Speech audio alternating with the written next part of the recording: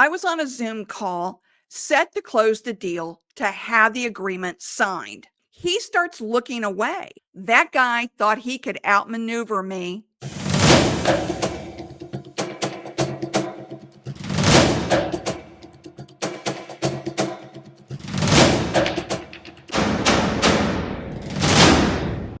The 11th hour tactic is never talked about. Have you heard of it? And if you're a solopreneur or a salesperson, you need to be aware of this tactic so you're not taken advantage of. It's happened to me and I don't want it to happen to you. Picture this, because this happened to me. You're on a Zoom call about to seal a deal. Everything's lined up. The prospect has agreed to the price and the term days ago. The implementation schedule is already set and will be rolled out in the next 24 hours. The Zoom call is the final step, signing the agreement. As you're talking back and forth, suddenly the prospect will not look at you. He drops a bomb, an 11th hour tactic. What is the 11th hour tactic? It's a sleazy tactic used at the time of signing the agreement or closing the deal. And we'll dive deeper into this later on in the video. But first, you need to know about 2 secret sales weapons before we dive in. Now, these aren't run-of-the-mill tactics that I'm about to share with you. They're the hidden edge that you need in today's sales game. Stick with me and I'll show you how these tactics work. And I'll share a real personal story that happened to me that will change the way you think about sales calls. First up is micro commitments. These are tiny yeses you get from the prospect. These small agreements help build trust and build momentum. It's not about slamming for the hard sale. It's about guiding them step by step. I always say, tell them the next step in the sales process because they don't know your process. So small agreements can look something like, will you be willing to share other quotes and proposals that you've received so we can make sure that we're comparing apples to apples and not apples to oranges? Does that make sense? Those are mini agreement, tiny yeses to move that sales forward. It's called the commitment and consistency principle. People stick to what they've already agreed to. Stack those micro yeses, and by the time you're ready to close, the prospect is primed to say yes. I've turned hesitant prospects into buyers this way. No arm twisting, no hard selling, no chasing. It's subtle, but it's a game changer.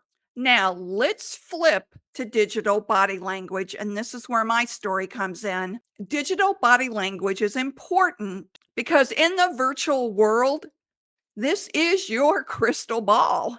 You can't see a prospect fidgeting with his hands anymore, but they have online cues, and they're loud if you know where to look. Here are a few examples: slow email replies or wandering eyes during a Zoom call. That's where my story comes in. I was on a Zoom call set to close the deal to have the agreement signed. Now, prior to this, I had been talking to this prospect for a little over 6 weeks. The prospect had agreed to my terms, agreed to my price, and we had the implementation schedule already set to be rolled out within 24 hours.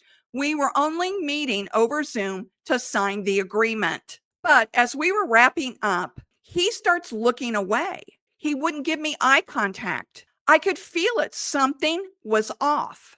So I said, do you have more questions about this before we move forward? He said, yeah, your price.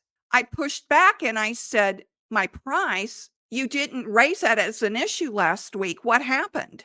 He mumbled something vague and said that, he would like to offer me half of my original price. Yeah, you heard that, half. And then I realized what it was.